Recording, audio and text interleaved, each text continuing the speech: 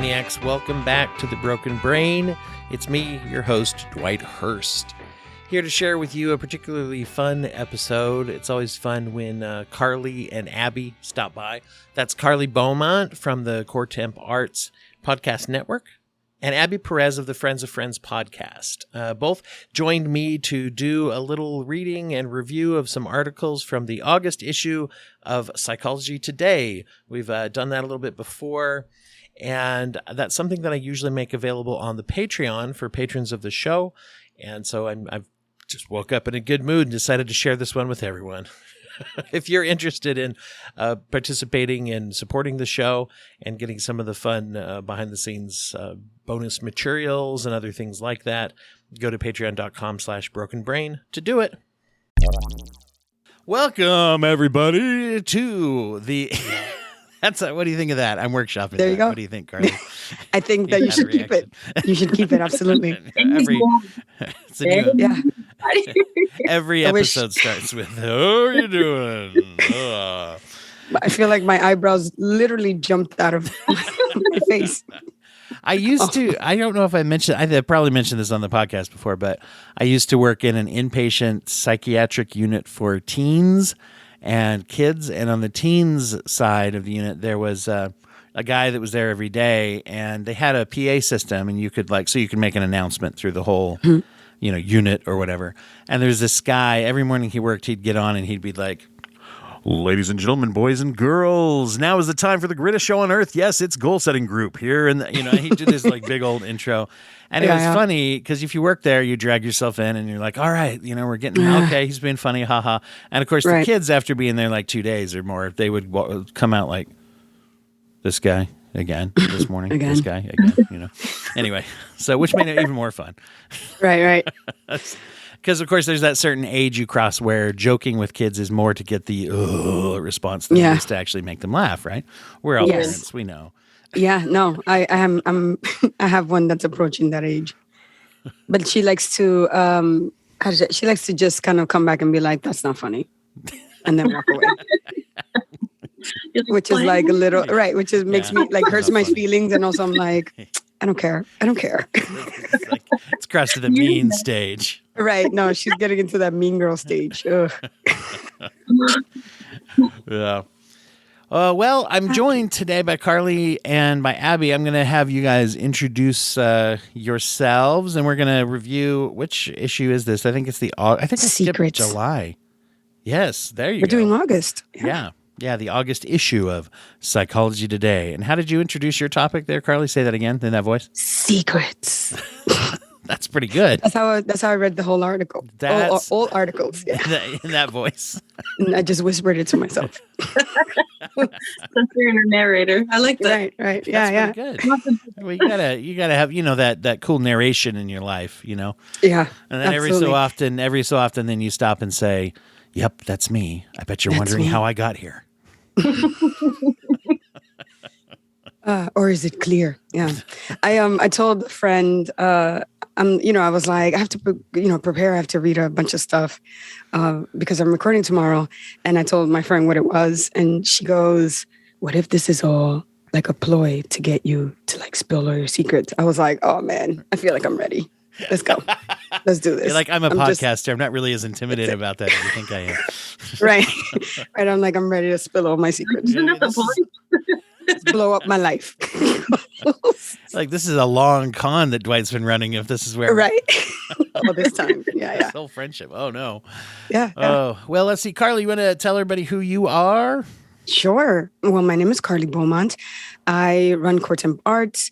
I have a couple of podcasts. Currently, I am the co-host of Talking Shondaland on Temp Arts, where we talk about Shonda Rhimes' TV shows. And soon I'm bringing back my old pop culture podcast called That Pop This Life, where it's more like pop culture and life and silliness. And we're adding, some talking about some or with really interesting women coming up. So I'm bringing that one back. And I, every once in a while, come on Dwight's show and we laugh about silly things. I'm really excited about That Pop This Life coming back. I saw that you launched Instagram about the show, right? For the show. Yeah, I did. Yeah. I did. Yeah. I'm nervous, but it's going to be fun because that show was a lot of fun to do. And I think we stopped a couple years ago because I just lost all my joy. And now I'm like, maybe I should just bring it back. Maybe it will bring me back some joy. So there you go. Is Cynthia joining you? She is, yes. Yeah. I can't do it without her. Wouldn't that be awkward if you is said tough. no? Yeah. I have to cut that out. If it was like, you're like, no, ew. Oh, no, it's been a thing. But thankfully. We broke up. No, I can't do it without her. That Up This Life is her. I just press buttons and record and edit and stuff. Yeah, it goes. Well, Abby, tell everybody about who you are. And it's funny because if anyone's listening to the show, they should know who both of you are. You've been on the show several times. But anyways, absolutely. Yeah, tell everybody about you. Yeah, so I'm Abby, as you mentioned. And I have the podcast, Friends of Friends. And that's just around, free resources for combating depression, anxiety, all of these things that my community doesn't even think about. They just want to give you soup and make it go away, or Vicks or something. And sometimes that doesn't work, even though Vicks is almighty and powerful. Soup and then Vicks. Yes. Otherwise, you ruin the taste, the flavor experience. Right? Then Vicks, then socks, and then you're healed. But if you're not, that's where my podcast comes in. Nice. It's like the chicken is like the caldo de pollo of podcasts, pretty much, right? I think so. I try. Because, like I said, I just try to put it all out there in perspective and as free as I can be with it, just so that nobody gets intimidated by having to go and make appointments and do all these things. That's annoying. And depression doesn't really give room to do all this research. So hopefully it's little tips and tricks. It's a great space to inhabit right there where you're just talking about, which is a lot of the things you share are things exactly that are designed that someone when they're in an anxiety or depressive episode can do that. And it's like sometimes we hear resources that are like, oh, do this and run a marathon and, do, all this different things of therapy and stuff. And it's nice to know what can I do on a day when I'm not feeling it or not prepared to do that, or to get myself to a point where I am doing some other kind of like thing, but it's bigger, or just to be able to get by. So very cool. I'm excited to get into this. Now, we started last time with this segment. This is a new segment, the second time we're recording this, the Psychology Today monthly review. And I started last time by reviewing the cover of Psychology Today, the August issue of Psychology Today. I always find their covers to be interesting because I kind of feel like they're going for something here. They're always going for something that's aesthetically pleasing because it's a magazine, but I kind of feel like they are trying to do like a psychological something that feels like a psychologically purposeful image, if that makes sense. And I can only imagine, so the old man Psychology Today out there listening in his ivory tower is like, that's what we're doing. Oh, I don't know. But if they know anyone out there is the photographer expert or whatever it is, I'd be fascinated to know how they go into some of these. But so, yeah, that being said, what are you guys thoughts about the cover of this month's issue? Obviously, it focuses on the big article, which is the one you read, Carly, about secrets. Wait, I can't do it the way you did. Secrets. The cover actually is very titillating, which I enjoy. And it kind of, that's when you were like, hey, what do you want to talk about? This is, you showed it to me and I was like, that sounds fun. Why not? I thought it was going to be more like salacious. But no, the cover, I thought the cover is great. So it sold something. It wrote a check it couldn't cash is what you're saying. It did, but I think if you see it on the newsstand, are there still newsstands around, or am I just super old? But if you would like walk by and you saw that, it would make you kind of stop and want to see what that's about. There are sex sells. I think they're usually staffed by like a really charismatic or abrasive person. It depends on what the plot calls for, but yeah, they're usually staffed by some real character. Right. That you have a long, if you're the hero of the story, you have a long-standing relationship with the newsstand owner too, I think is exactly the thing that has to exist there. Yeah, his name is probably Charlie or something. Yeah. It's probably like, I just added to my tab, Charlie. You never seem to pay for whatever you take from it. Right. This is what we've learned from movies. I'll be back. Thanks, Charlie. Yeah. Well, I'm from New York, so that's how it works. Yeah, Yeah, exactly. It is just like that, right? Yeah, Okay, good. It's exactly like that. I'm right? gonna believe that 1,000%. Right. I'll never have to pay for a magazine up there. Thank you. That's so funny. That's so funny. No, I think in all honesty, it's if I'm not mistaken, it's two people, two women maybe, and they look like they're about to kiss. So like I said, I think sex sells and it'll stop a lot of people. Yeah. It looks like okay. So now, well, all right. I have it looks to me like it's someone shushing. That's what I thought. Yeah. I think it's just one person Oh, doing it the is. shush, like shush a secret. Oh, yeah, it is. I thought, you know what? I hadn't seen the cover until you just held it up right now, and it just looked like two people kissing. So I'd take it. Okay. So I was like, I don't know if I'm wrong now, but I do like the plot of Secrets in general, just because families all have them. They just never talk about them. So I did what it came to me, and then unfortunately it stigmatized as like a woman thing to do this, but men have them too. So. In many cases, often some of them more, according to studies, right? So yes, absolutely. Yeah. But it's funny that you say that, Abby, because the articles, for the exception of one, and I wouldn't necessarily call that one an article. They're all written by what I'm assuming are men. And so I found that really interesting that you say that, because it's like, yeah, it's assuming that most of the secrets that are being kept are women, but then all the articles are like, here's my experience as a man with secrets. A lot of the articles, you don't mean in this issue necessarily. You just mean in the issue, the articles. Yeah. Oh, there are quite a few. Okay. Yeah. I know the one I read was written secrets. by one, but the one's by secrets. Oh, because it's got all those subsections. Okay. I gotcha. Yeah. But it's funny because the beginning, the image on the actual article, the secrets article, the big one, I found it to be, it's like is another woman, and then she has a mask and she's doing the shushing thing. And not being funny, I was just kind of like, is this about superheroes? What's going on? And then I remembered that it was like Psychology Today, and I was like, wait, no, it's not. Oh, okay. Yeah. Like right here. And she's got kind of a mask on. Kind of looks like Kamala, a little bit like Kamala Khan. Kamala Khan, yeah. From Miss Marvel. Right. I'm going to record an episode about that later. But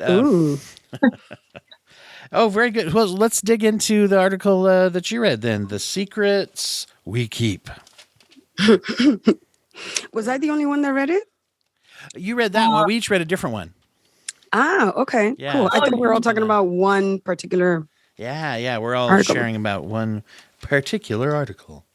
So, yeah, but you're right. This one was written by a bunch of contributors, right? A bunch of contributors. I believe is 3 men and a woman, if I may assume gender, but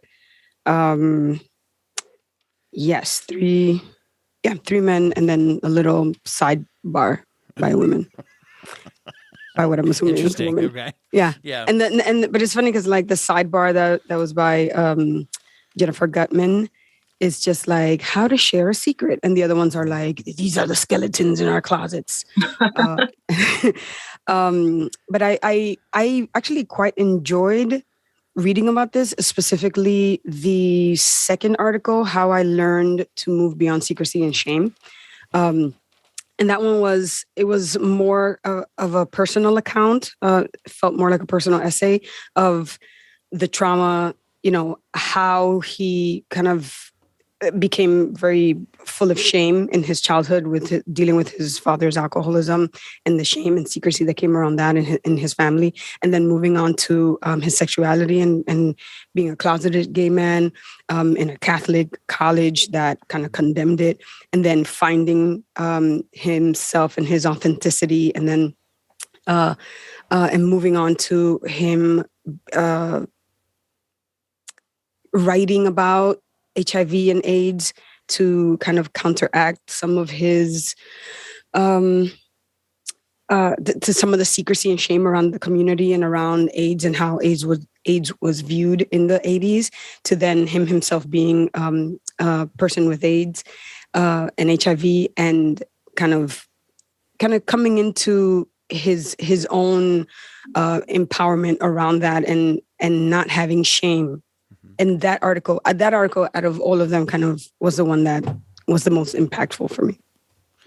Yeah, that's a big relationship, secrecy and shame, embarrassment.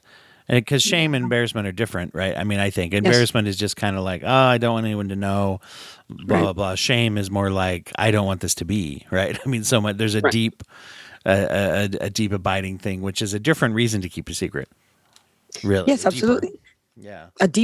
And the three main kind of, that the first article was talking about the three main groups that we put a lot of our secrets in. One of them is immorality, where it's about kind of the behaviors around the secret, or why you're keeping a secret being immoral in some way, and connectedness, the intimate relationships that you have with the secrets and why you're keeping it. So his story for me kind of had those two elements, because I read the first article first, that his kind of personal account really cemented it for me in examples and in real life examples. And it felt very clear and less clinical, which I was expecting.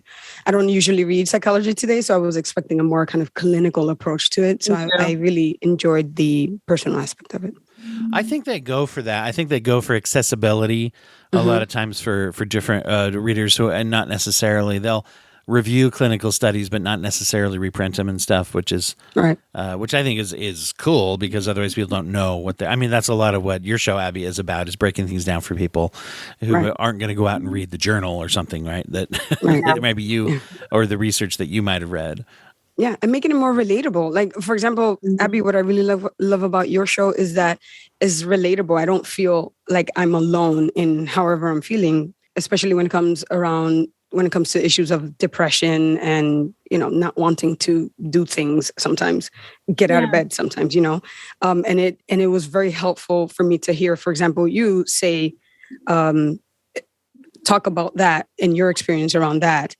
It made me feel less alone. So I like that if they usually do that around different topics in this magazine, then I think that it's such a resource to kind of take away a lot of the shame that we have around many issues, including, the secrecy and depression and all that stuff, Yeah, I mean, even, because I didn't read that article, I read a different one, but just in terms of homosexuality back in the 80s, the fact that it's taken so long for somebody to come out and talk about it and really break down and have the words to say it. Like, it says just in data that it takes people like 10 years as a victim to be able to kind of process their damage. That person, I mean, everybody was kind of shamed and talked down to around that time for just being themselves. And so it not only does a service to anybody right now to say, hey, look at all we've come to be able to have, all our freedoms, all of our things, but we still have to be really stern about,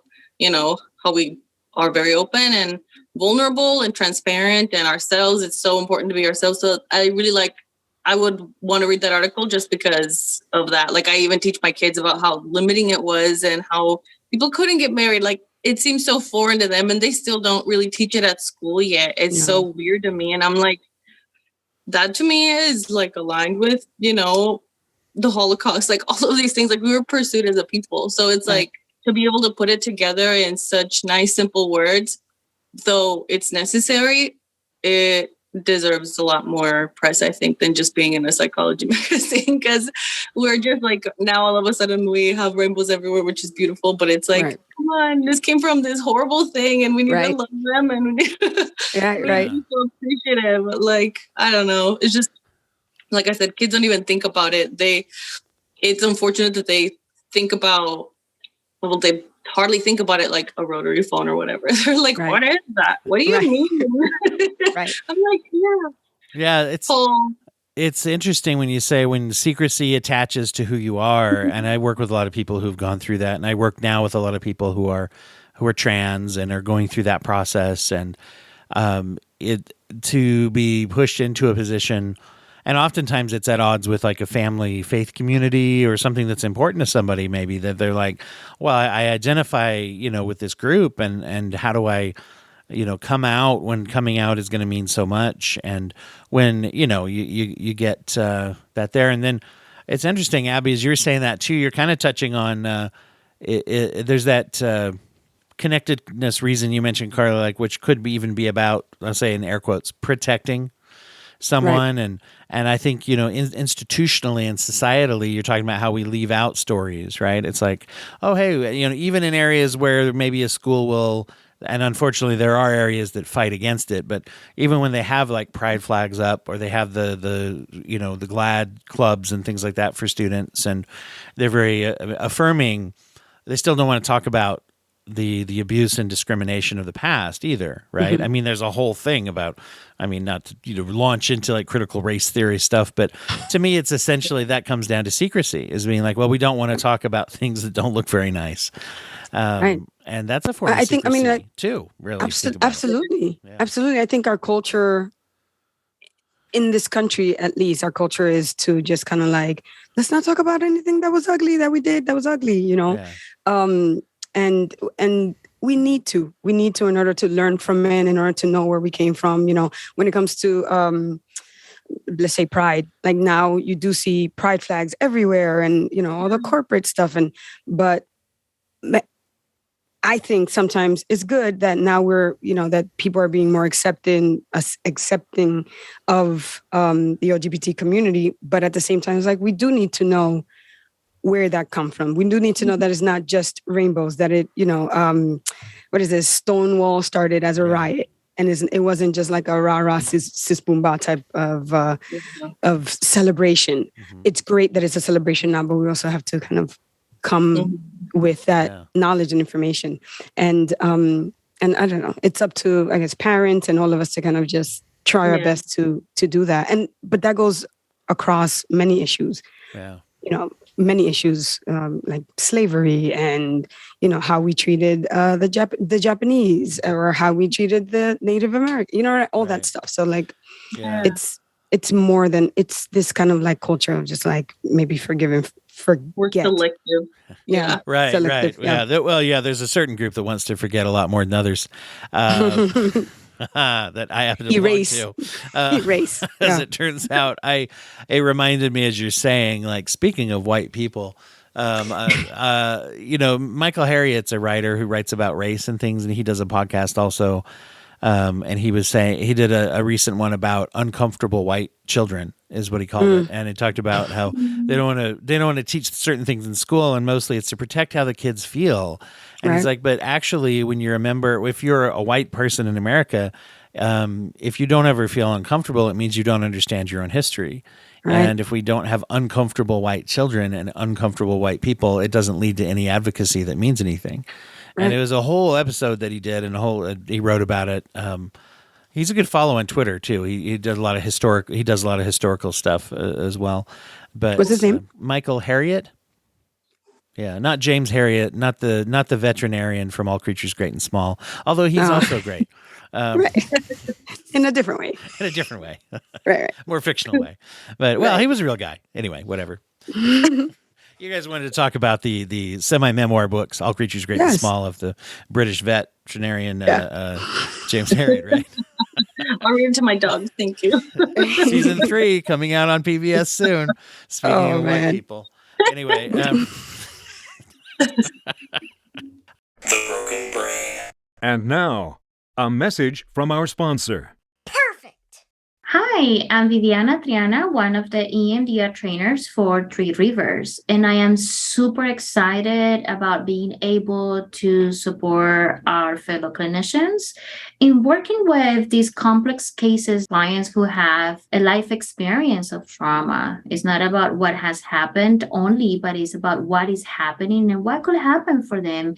So EMDR therapy has been proven to be efficient and effective in treating those cases. So I look forward to supporting you and providing information and the tools for you guys to know what to do with those cases, not only applying it with the adult population, but also with children, adolescents, and their families. Hope to see you there.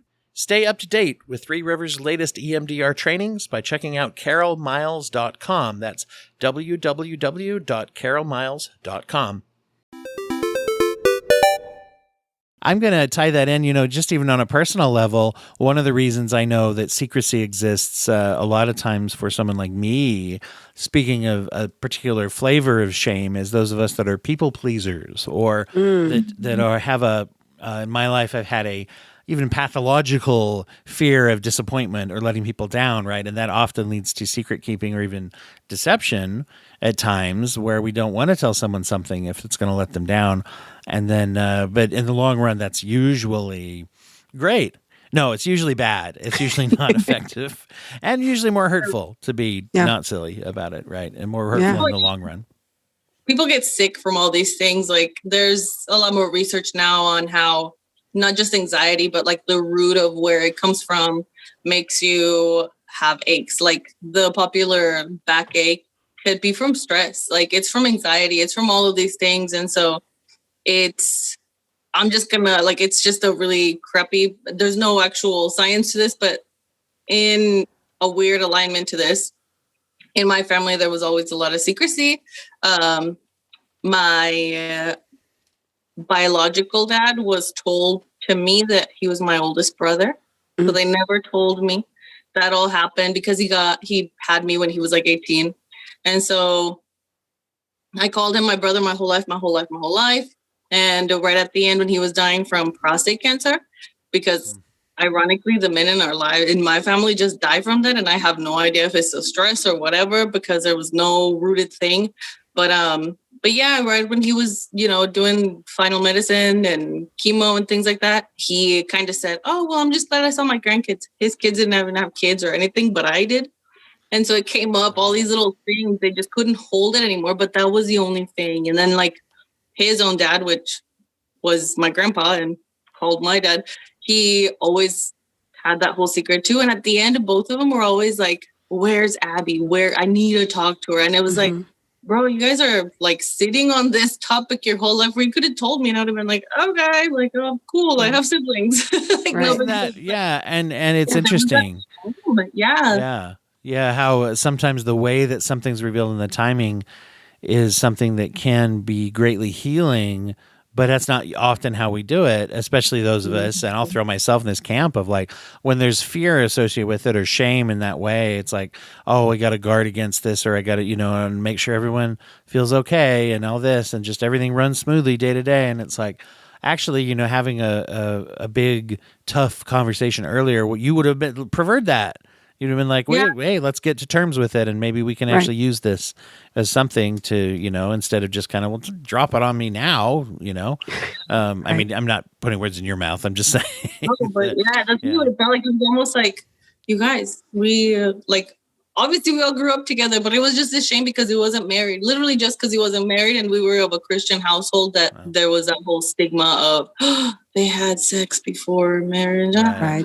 Yeah. But back then in 89, it was this whole horrible thing to have in your family. Yeah. Because I had my kids when I was 18 and 19 just because nobody dared have the conversation about sex. Sex was not on the table.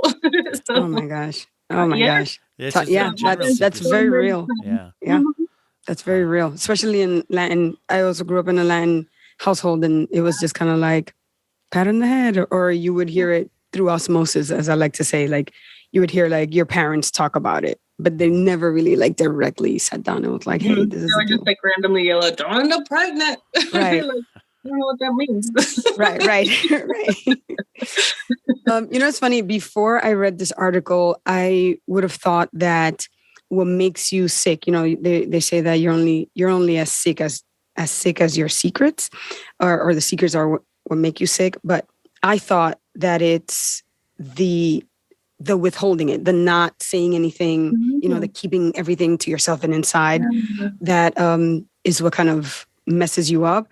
But in the article, I realized that there's actual like proof or evidence that it's not the withholding that hurts, is the ruminating that harms you. Okay. The constant like thinking about it and like, beating yourself up, or like that is what really harms your psyche. And that was, I think, my biggest takeaway from reading these articles. You're right. Yeah, that's something that I can align to that, because we've been just here. Me and my partner have been just kind of studying Buddhism and just kind of going back and forth. We joined a temple close by, and we just hear from even the teachers that are there. They're like, Buddhism and meditation isn't in competition with anything. It's just there to help you manage your thoughts, because you're right. And they go always to say your thoughts, just getting caught up on your thoughts, not only distracts you from being who you really should be, but also it's causing you pain if you're ruminating on the same exact negative thought of shame or whatever. And so understanding that first of all, it's not a religion to be in competition to anything. They're like, you could be Christian, Catholic, whatever, and still do Buddhism and meditate and help yourself manage your thoughts a little bit better. It reminds me of how we are not taught to like slow down our thoughts and check, oh, is that good for me to sit on? Is that healthy for me to continue thinking about? Should I talk to somebody? No, it's too terrible. And we just continue judging ourselves. So yeah, I think it is that combination of just not being able to move past some shortcoming that you sort of deem it a shortcoming, and just forgiving yourself, I think, does a lot for our health. Of course. Just talking about it to anyone, you know, and especially there's so many different communities where seeking help to just speak to someone is like demonized almost, you know. It's you know, I know I came from a community where it's more just kind of like, oh, whatever, she's crazy, or she can't deal with it, or he can't deal with it, instead of being like, or you're so right, or instead of just being like, you know, maybe you should talk to someone. I'm always constantly saying that now. I find myself saying that a lot with my peers, my friends, where I'm just kind of like, hey, if you do have a problem, just have someone, you know, go talk to a professional, or have someone that you can talk to, because it'll help. And I am still surprised. Actually, no, I'm not surprised with my age group that everyone's just kind of like, no, I don't know. I don't think that works. It's crazy to me. It's baffling to not use the word crazy. Like, it's baffling to me how many people are still, you know, in this day and age where, you know, like, just, I don't know if that'll work. I don't know if speaking to someone about what's going on inside of me would work. You know, and I think we just need to do a better. No, I'm sorry. I just think that we need to do a better job at normalizing it and making it okay, just like societal wise. I know I'm not saying anything like no, but it's true. Yeah, like, I don't know if you've ever noticed, like, at a party, if somebody says, oh, I don't drink, they're like, well, why? Like, it's a whole big deal. So I do a very similar thing when people tell me, no, I don't want to go to therapy, because somebody in my family right now is considering divorce and things like that. And it came up very recently where I was like, well, have you guys done counseling? Like, it would be super important to just go and vulnerably share, because, oh, but, you know, it just doesn't work. Like, you know, we did this. And I'm like, oh, so my answer to that is always like, so you think that you have all the answers? Like, that's what you're saying, that you don't need anybody else's opinion, not even a third party. So then why are you telling me? Right. Why are you giving me this thing? Because, you know, what I wish for you is that you would get help. It's helped me tremendously. And, you know, we don't always have the answers. That's how I assess my kids too. Because I'm like, hey, if you're struggling with this, why not talk to somebody? Oh, well, I'd rather talk to you. Well, I do talk to you, and you, rolling your eyes. And I'm like, we don't always have the answers. We need to be humble about how, like, somebody could help us, even if it sounds so ridiculous. They could have read a book that you don't know and give you advice from this source that we wouldn't have looked for or had the mind to look for, because just we're not in a calm state right now. Right. And it's we interesting need to be humble. Yeah, the externalization of that too. I've had that experience of saying something in a therapy session. It's interesting. You'll find yourself saying something that it's like, oh, holy cow, have I ever said that out loud before? Or have I ever said that out loud in front of anyone other than maybe one other person or two, you know, once or twice in my life? Have I ever said that out loud or ever put it into words? And it's like, that's such an interesting feeling to hear yourself say something and to get that information out there. So in whatever form and whatever place. Oh, absolutely. Or even just talking to someone. I find myself in therapy when just speaking whatever is on my mind, I come to a conclusion. And then, you know, my doctor's like, yeah, you see, You see, you just have to pretty much just work it through. And I'm like, if I would have just said it, if I would have just spoke to someone, if I would have just, X, Y, and Z, I would have, it wouldn't have weighed on me so heavily. So it's important. Well, let's see, Abby, which article did you read? So I read the one about fertility and how the sisters were, I don't remember the name of it. I had the screenshot on my phone, but if I get out of here, my camera will go away. But it was really envy between, it was envy between two sisters. One was able to have children and the other one was not. And the mother was kind of very torn in between because she just kind of wanted to be there for both, really enjoy her grandchild, but also they felt this weight of making the daughter that couldn't have children, feel this sort of less than emotion because she couldn't have kids. And just in that scenario, it was more to me the fact that people aren't comfortable having the conversation of her life is separate from yours. Your health and your anything doesn't have anything to do, because not just your sisters having kids, but like the whole planet may or may not have kids, and maybe they don't even want to, and they can. So it shouldn't make you like that's, and it's crappy to say, but it is a you problem, and we can talk about it, but we need to really feel stronger, especially like for me as a parent. My kids will fight about endless things, whether it's sometimes they have body dysmorphia, sometimes they experience complete depression, sometimes, there's all these different things, and they look at the other sibling and they're like, well, why are they in such a good mood? Because they are. And that's okay. Like, it's okay to not be in the same mood as everybody else. And I don't know, the article itself had a description where they encouraged the mom to say, hey, you need to go and seek out help. You need to go and talk to somebody. It's still kind of like we were talking about this whole time. It's still surprising to me that we don't know to do that yet. That we don't know to say, hey, like, maybe you're just stressing yourself out because you want this so bad. Like, also, have you considered, and like I said, me as also kind of adopted child, have you considered adopting kids? Have you considered maybe, it's okay that your body doesn't act a certain way. It's okay. Like, please still work on loving yourself because you matter, you're important, and we don't all have to have the same life experience. And that's one crappy thing that we've been conditioned to expect. Yeah. We're all from A to Z. There shouldn't be any hiccups because we should have a job. We should have some sort of marriage. We should have a dog. And, it's this idea, but there's, that idea can go however for so many different people. And that's when we become upset when we don't get what we think we deserve. And that's a big thing I've heard you talk about a lot, is about individualization of a life plan or of acceptance of where is my life taking me? Am I making decisions based off of what I want and what works for me and for my family and people around me? You're very into that individualization and not just accepting the prescribed whatever somebody else says you should do or something, right? Yeah, because all my friends didn't have kids when I was 18. And so for me, it was like, I'm missing out on all these trips, or I never had roommates. I couldn't have an apartment with roommates or whatever. But it's like, well, now I have this experience because my kids take all my clothes. So I'm like, I kind of my roommates. I miss all my stuff. So I'm like, I didn't miss out on anything really. Right. Yeah. It was just a different, you just experienced it at a different time. Yeah.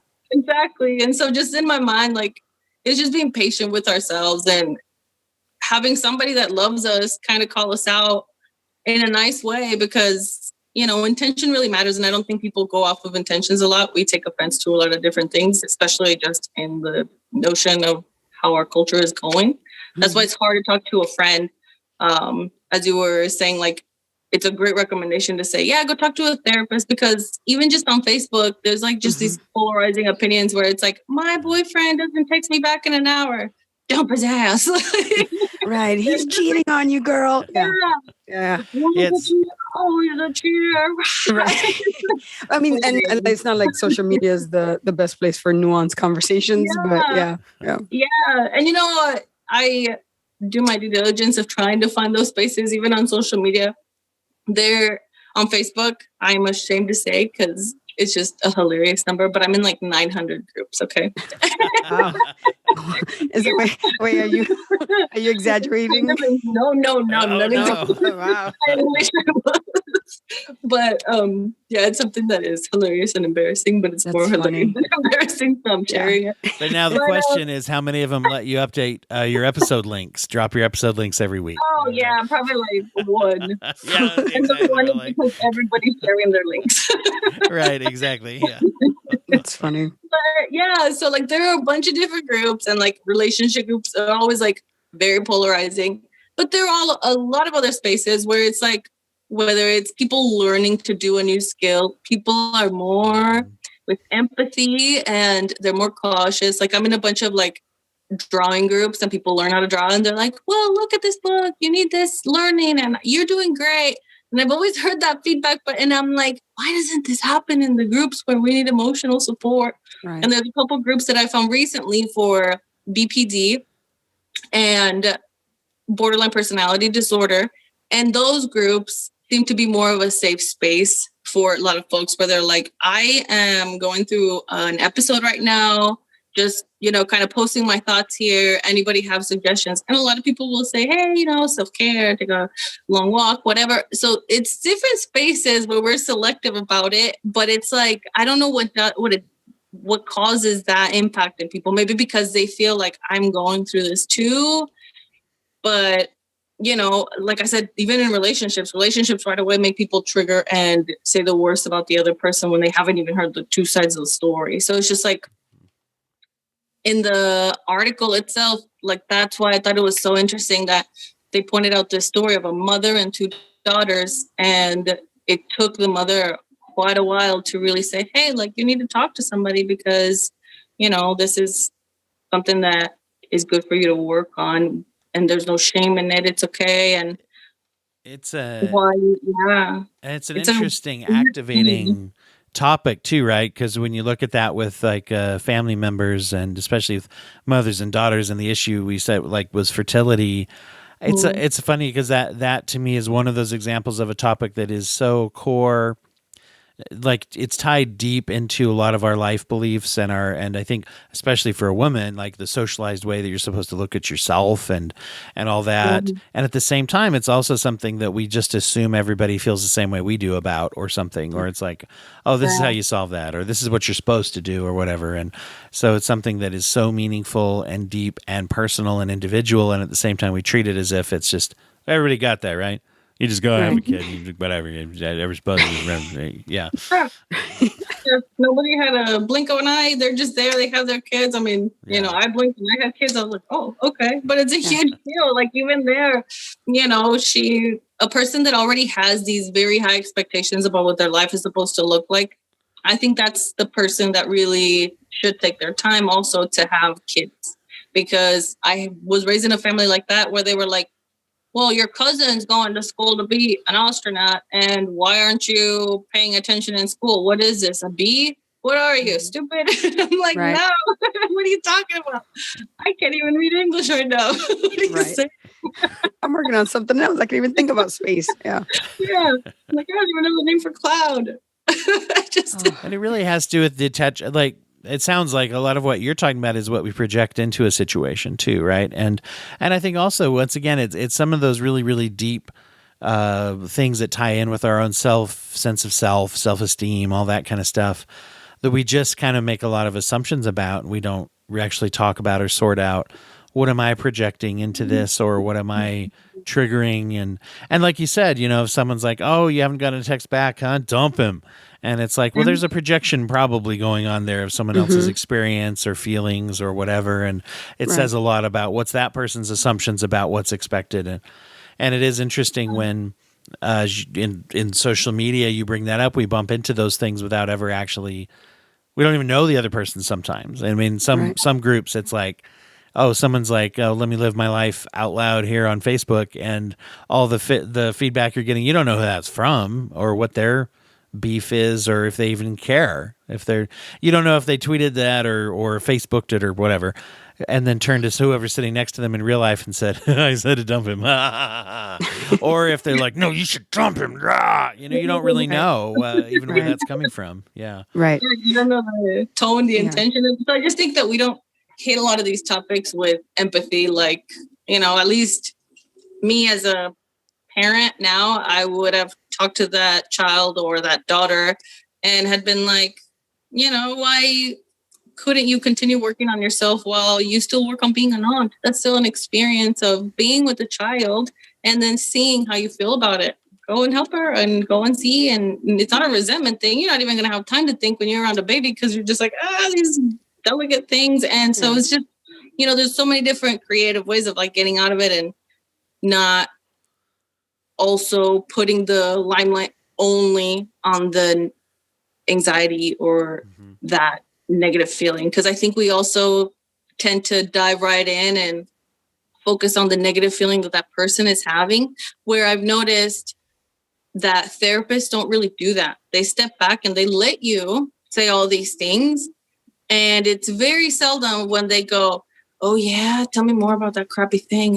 They don't do that. They kind of let you say it as a normal statement.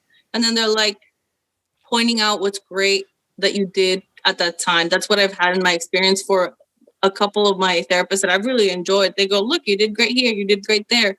That's a healthy behavior.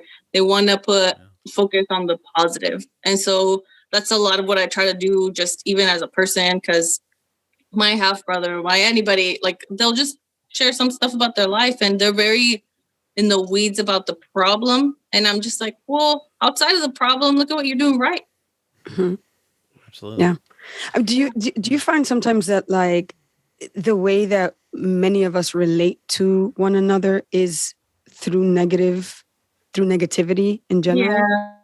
Yeah. Yeah, it's so easy to do that. And there's data also pointing that we are all very driven to bond over some sort of negativity. So, I mean, obviously that's why all of these different groups of hate thrive and they have all these people because they're like, yeah, me too. But then, that same kind of hate can go back on you because that's all you're focusing on. Why wouldn't they treat you like that? Why wouldn't they flip it on you? So that's why a lot of the relationships that I go off of now, it's more like, that's really cool that you're doing that with your life. I really, I admire you for this. I admire you for that. And I don't focus on how maybe some things in someone's life are not going great. And they can tell me, "Oh, I'm struggling with this." Well, that's really, that's really hard. There's therapists for that. There's lawyers for that. There's all these things. I had to figure it out myself, but it's more like, you still have a house, you haven't been evicted, you haven't been, all these things. Like, it's not necessarily toxic positivity, but it's more like we're not taking advantage of how grateful we could be for some of the basics. I went downtown just a little bit ago, and it's like college town. ASU is out there in Tempe here in Arizona, and there's a lot more like 20-year-olds sleeping on the street than I've ever seen before. Oh, wow. And I don't know if there's, just because the economy, just because jobs don't pay high enough, just because people don't really have the opportunity to get along, to be roommates. I don't know. And I couldn't, there's so many reasons, but mental health is one of the biggest things of why somebody might end up homeless. And, just kind of even thinking about it and realizing like they're seemingly look young and healthy, but I don't dismiss the fact that jobs are hard to get.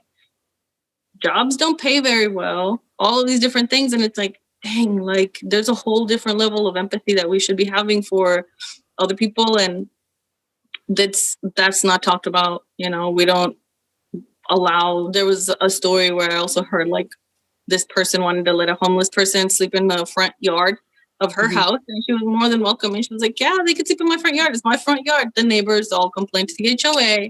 The neighbors all complained, and she was like, "What are you talking about? I'm helping somebody." Right. And it was like, just because you guys don't want to look at it, do you guys realize what you're doing? Like, she's helping a person out. Like, this may happen more and more with the way that the economy is going. And, we just need to, I always just try. And that's also something that I meditate on while I do my like practice is just like, okay, I have all these thoughts. How can I focus on like the nice thing or the empathetic thing or even the curious thing? Like, are you okay? Is this okay? Like, just being more connected into how somebody would feel if it was happening to me. And I just don't think we put each other in those shoes anymore. It's said in different ways. It's said in the Bible. It's said in so many situations, but it's not really practiced.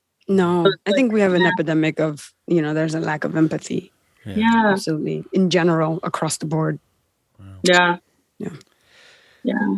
And so, I mean, in that article, that's kind of what it reminded me. Like the sister didn't really have empathy for, even if you are a parent, that's still super hard. And, her feelings and her biology may not change by just being resentful. In fact, she's just maybe going to stress her body out more and still be very resistant to fertility or whatnot. And so just how do we bring it up? And we have to have some of those hard conversations to be able to get to a more comfortable place. But you're right. We don't make people uncomfortable as much anymore. We don't want to press those buttons. And everybody can press buttons. You just don't have to be rude about it. It's just being very polite and saying, hey, have you thought about this? Yeah. Right. Have the conversation. Yeah. It's amazing the things you can communicate if there's a feeling of mutual respect or especially having each other's back or being on the same team, almost anything. You can get through a lot. And people don't realize that if they only dip their toe into a conflict on Facebook or whatever, that, in interpersonal, like if you're really intimately connected to someone, that they love you and whatever, you can actually say quite a bit to each other that's actually may not be in agreement, and people can find a place to be. I'm going to hit my article. Actually, empathy plays a big role here too, which I think is really interesting with what you guys are saying. Mine's about, I picked one about misophonia because I didn't know much about it. And I kind of like the little, I'll hold the picture up to the little camera here if anyone's seen it, little angry guy with fingers in his ears. Basically, and the interesting thing is this is something you would think of as and I'll use the air quotes that I always do, like physical malady. And a lot of people distinguish between physical and psychological maladies. And the interesting thing is that they aren't actually that different.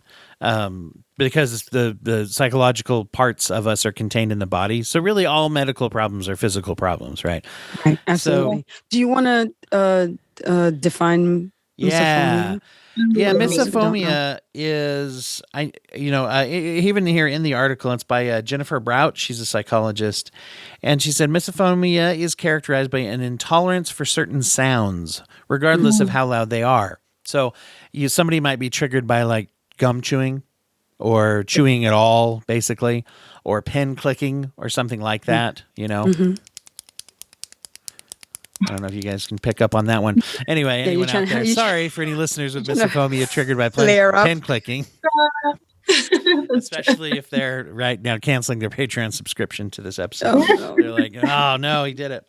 But, the interesting thing is that they often have accompanying visual triggers, and they are usually repetitive or sounds that have a pattern. Some examples in the article are chewing, sniffing, sniffling, typing. Another person's breathing even can be a trigger, not as much of a common one.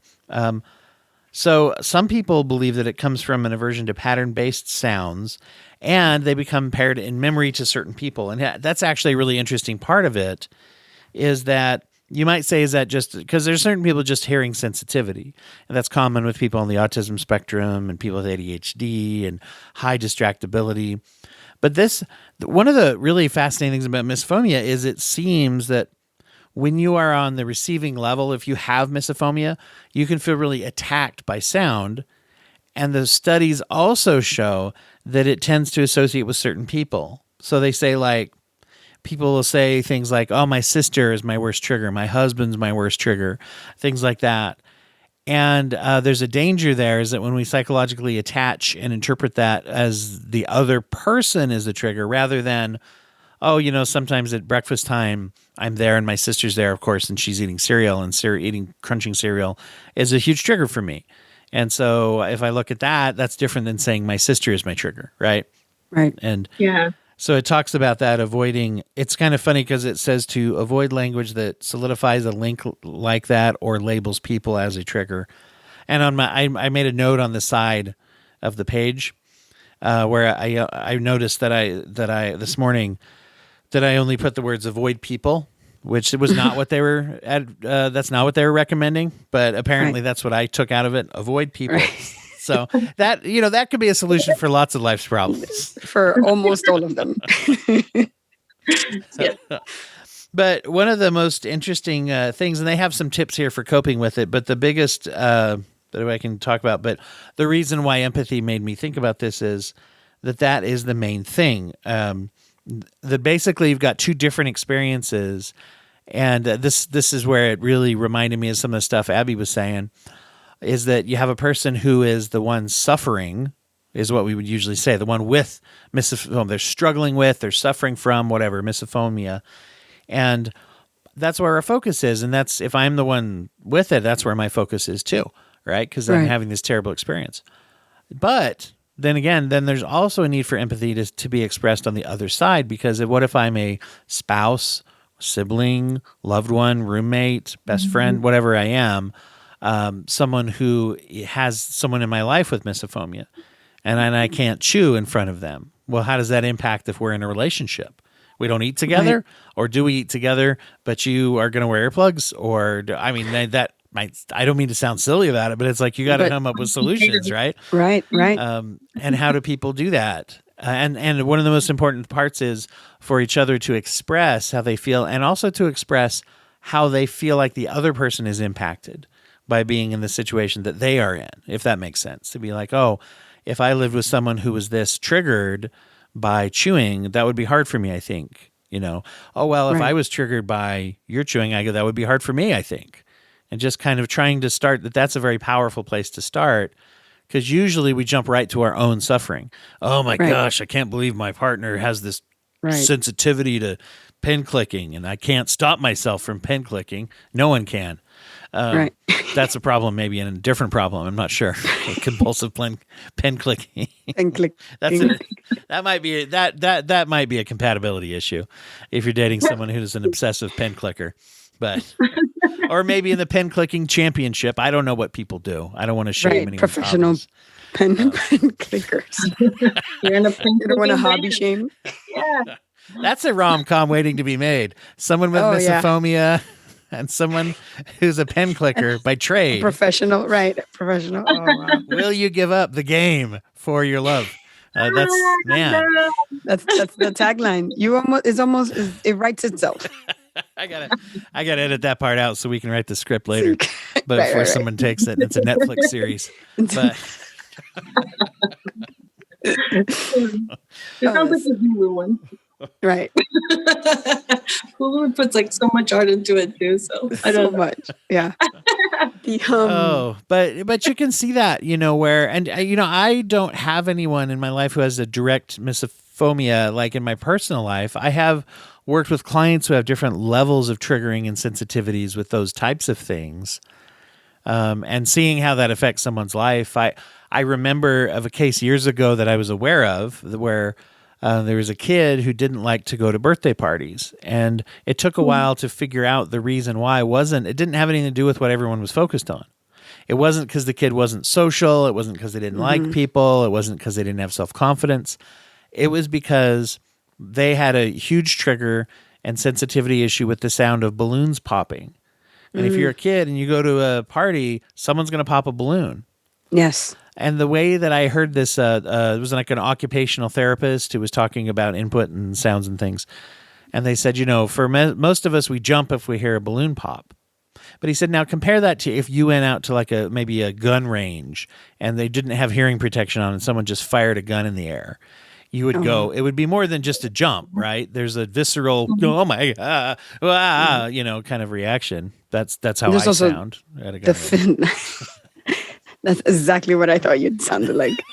But there's also that physical pain. Yes. That I'm sure exactly. they feel. Yeah. Yeah.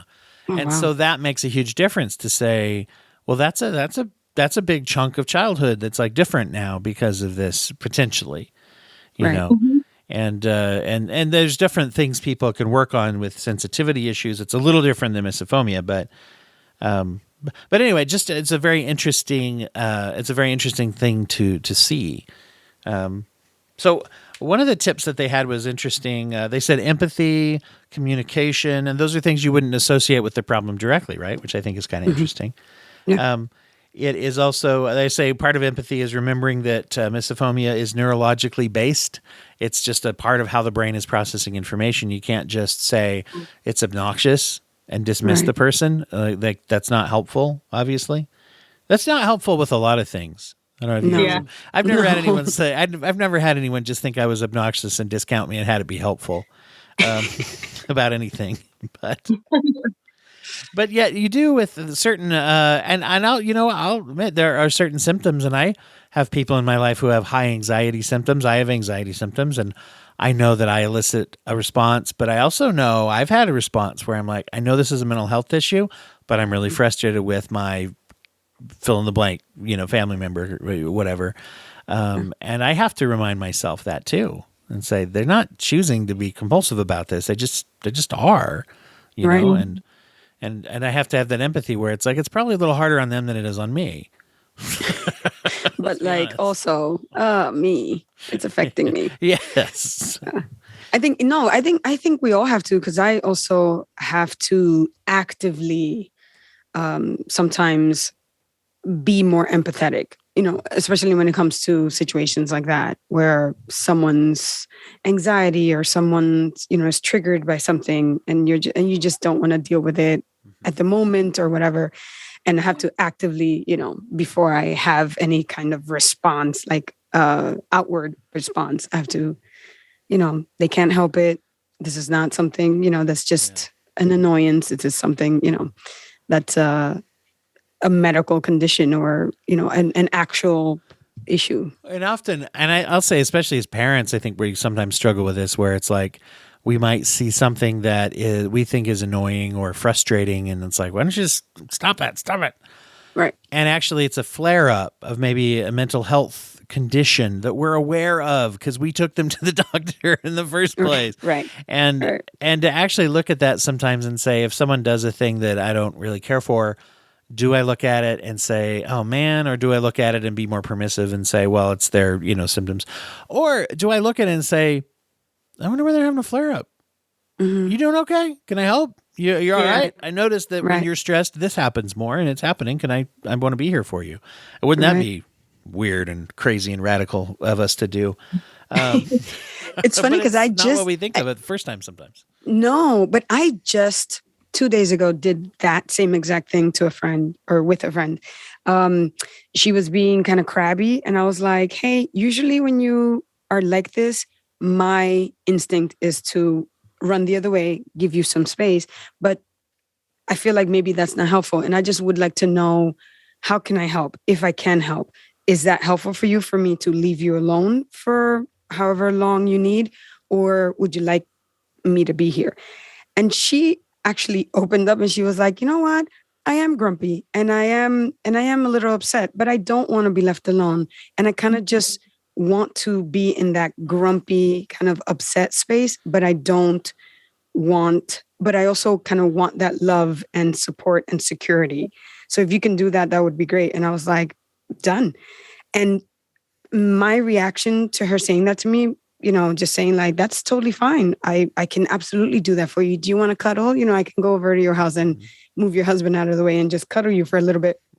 And she was like, that would be great. We didn't end up doing it. But she then told me, she was like, you just giving me the space to not only say that and tell you what I need, but also being okay with what I was telling you helped more than if you would have came over and cuddled or whatever, And that was kind of like, that was like a new step in our relationship, but also it opened it up, where it opened our relationship up to being like, we could just be honest about how we're feeling, and we don't have to hide.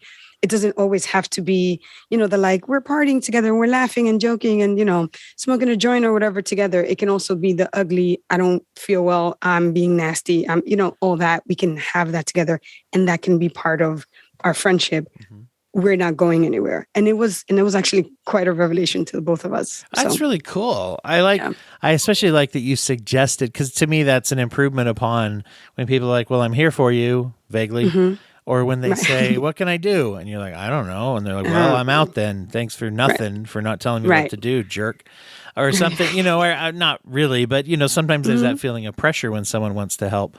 And you actually were like, hey, could I help with this? Would this help? Let me think about it. Let's talk about what would help, which is really cool because you're really engaging. And then it turns out actually communicating with empathy is what helped too. Which is really cool. It really was. Yeah. It was.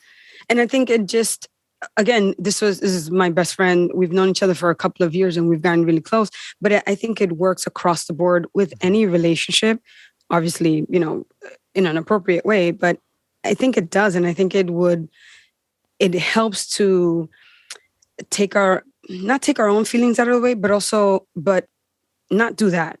What I mean is kind of open ourselves up to being like, okay, I'm going to tell you how I'm feeling about how I'm kind of perceiving your attitude, but I want to work on this together. That's kind of my approach to it, where I was just kind of like, usually my response is to run away, but I don't feel like that's what I want to do because maybe that's not what you need. I'm not sure, so I'm going to ask. Yeah. And I think just going that kind of extra mile of just asking, not only like, hey, what do you need? But like, this is what I'm thinking it is. Is it that? Went so far. We actually talked about it last night too, where she was like, oh my God, thank you so much for just even asking, just cool. putting it across that way. So I like that a lot. That's really I cool. like that. That builds up to this whole study that I've been understanding, but it's like that whole, like, I see you, I accept you, like I want to be there for you. That like, these are things that like, I didn't know how, like what my therapist meant when they were saying, just be accepting of when you're having a bad day. I'm like, how? That means I'm enabling it. And it's not, it's just saying, yeah, actually I am having a bad day. And what do I want? Because we don't have like, she might have not had that space to say that because her thoughts are all scattered because she is in a mood that she'd rather not be in too. So it's like just being there and saying, hey, let's stop. Like, do you need me to be here? Do you want space? Like, that's so important. And, you're still asking for her to be in control of her situation by giving her the choice. And she doesn't feel micromanaged or talked down to. That definitely is something that is super, super lacking in our culture, but it's still so helpful because that's the way that like we've gone to couples therapy, just me and my boyfriend as well. And so I'm the one that has all these things where it's like, no, but I'm having a bad day, so you should have a good day. Right. And so he'll come back and he'll say, I think you're having a bad day, but I don't want it to impact my day, but I'm still here for you if you want to hang out, if you want to do stuff. And I'm like, no. Right. Dang it, I'm having a headache or, I'm super overwhelmed or whatever. And then I'll realize and I'm like, yeah, fine, I was wrong. Thank you for helping me. Right. I think, and I think for my best friend, I think where we were coming from is our past experiences where, like I said, I usually if someone's in a bad mood, I let them be and they can just get over it. And when they feel better, they come back. And for her, she doesn't necessarily disclose things because she's like, usually if I do, people have a reaction. And then it makes me feel like I'm wrong to feel the way I do. So I keep it to myself. And I think that was part of like the revelation that we both kind of had about ourselves and each other in our relationship, Cool. Yeah, without having to enable that like negativity, you could always still be there. Yeah. Like I said, it's super easy to relate on the negativities. You don't want them to also kind of go into that dark hole because it'll make probably their depression or anxiety a little bit worse. But it is nice to just be like, oh, I tried that in an argument one time and it didn't come off well. They were like, and I was like, oh, okay, this is a bad time. I'm done asking questions.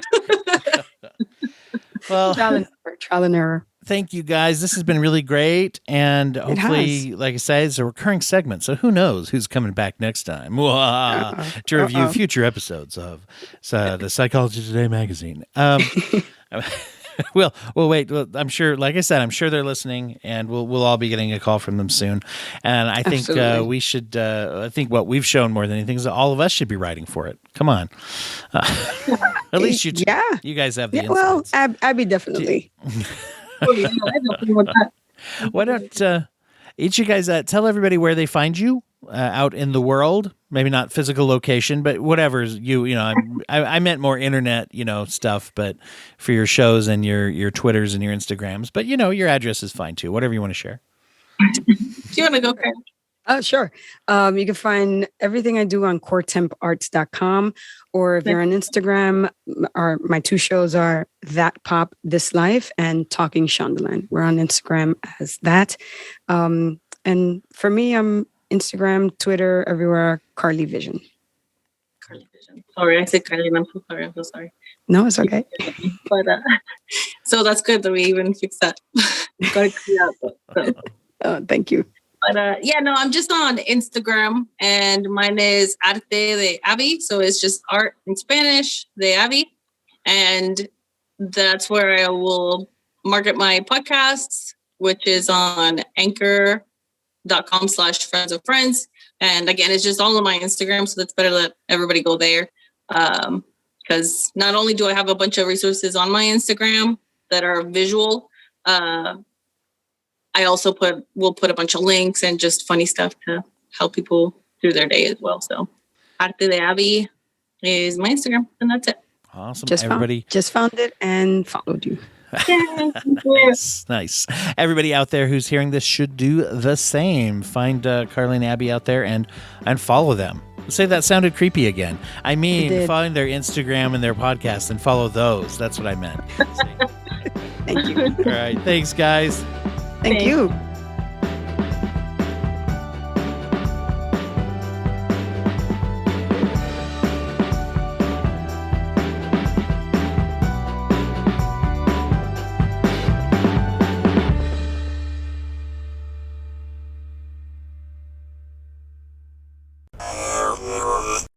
Thank you for listening to the Temp Arts Podcast Network. To listen to more Temp Arts shows, visit coretemparts.com.